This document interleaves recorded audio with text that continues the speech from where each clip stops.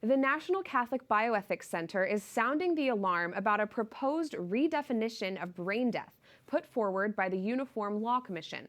This new definition could cause Catholics to revoke their long support of organ donation. The proposed change includes language that would amend the legal definition of brain death from requiring whole brain death to just partial. This means living patients with severe brain damage could be declared legally dead and their vital organs harvested before they have actually passed from this life. This change puts patients at risk of exploitation and doctors in the ethically and medically dangerous position of choosing which patients are worth saving. The National Catholic Bioethics Center warns this could change and dissuade people from becoming donors and have a disastrous effect on the physician-patient relationship. The group says they, quote, would be obliged to advise those whom it serves, Catholic bishops, state conferences of Catholic bishops, Catholic healthcare systems and professionals, and Catholic patients and their families, that the Commission's new definition of death lacks the ethical safeguards required to support vital organ donation with confidence.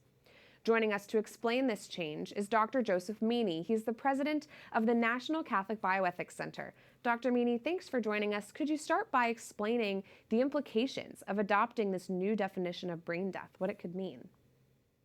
Yeah, so the Uniform Law Commission plays a vital role in advising states on how to pass their state laws.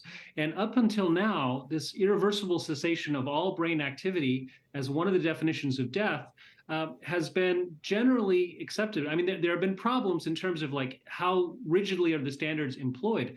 But this new proposal, which could come out as a recommendation from the Uniform Law Commission, is really very unacceptable because it essentially would say that people who are not dead, completely dead, are dead enough to be declared legally dead. And as we know from the general pro-life issues, you can't be just a little bit pregnant. You can't be just a little bit dead. Right, right. And can you talk to me a little bit more about, before this potential redefinition, currently, what constitutes determining and declaring someone is brain dead? What's that criteria? Yeah, so at this point, it requires a determination to be made that there is irreversible cessation of all activity in the brain. And this is something that really goes back to St. John Paul II and other pontiffs, Pope Paul the 12th and Pius the 12th and Pope Benedict the 16th, all of whom looked at it and said, well, if you do a very rigorous testing and it seems that the brain is completely gone and no longer active, then that could fit a Catholic anthropology. But it's certainly not the case that if some of the person's brain is still active, they're in a coma, for instance, right. Which is this proposal would say a permanent coma could be considered brain death, with a few other things attached to it. None of that is acceptable from a Catholic perspective. And this could certainly impact organ donors as well. How do you advise Catholics who have opted to be organ donors to respond to this change if this redefinition does come through? And I'm especially curious about your thoughts when it comes to the elderly, the loved ones of the elderly, how they should respond.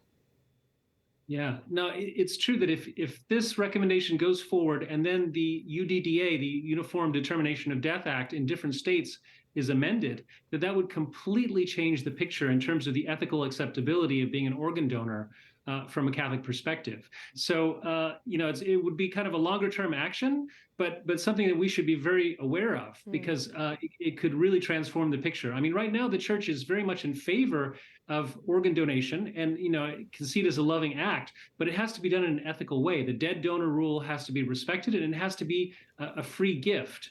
So all those aspects need to be ethically safeguarded. Sure, sure. And Dr. Meaney, it seems the medical field's ethics are only getting worse in some ways, unfortunately. Taking this into account, do you see Catholics continuing to participate in organ donation in the next, say, 5 to 10 years?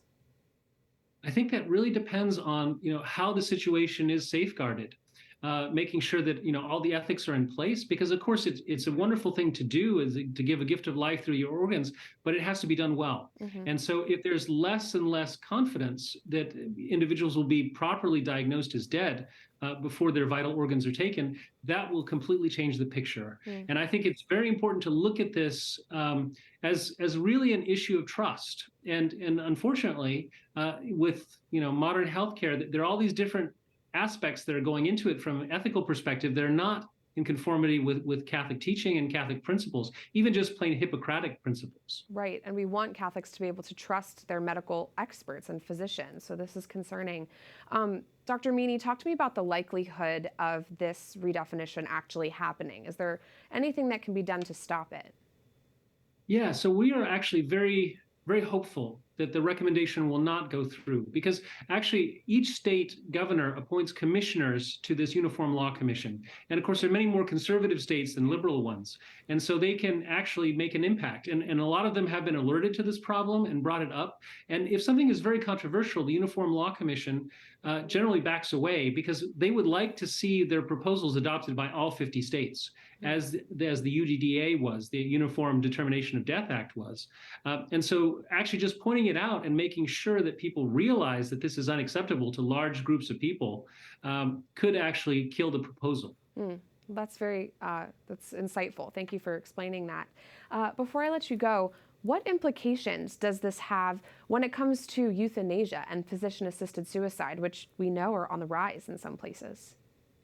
Yeah, I think it kind of fits a little bit into that principle, right? Of some people's lives are not worth living.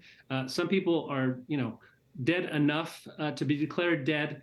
It's kind of that same mentality, right? That there's some lives that are not worth living, and that somehow you lose your dignity at a certain point of having brain damage, having severe health problems, which is not acceptable. Yeah. From the Catholic perspective, your dignity continues, and it cannot be taken away, no matter how severely sick you are.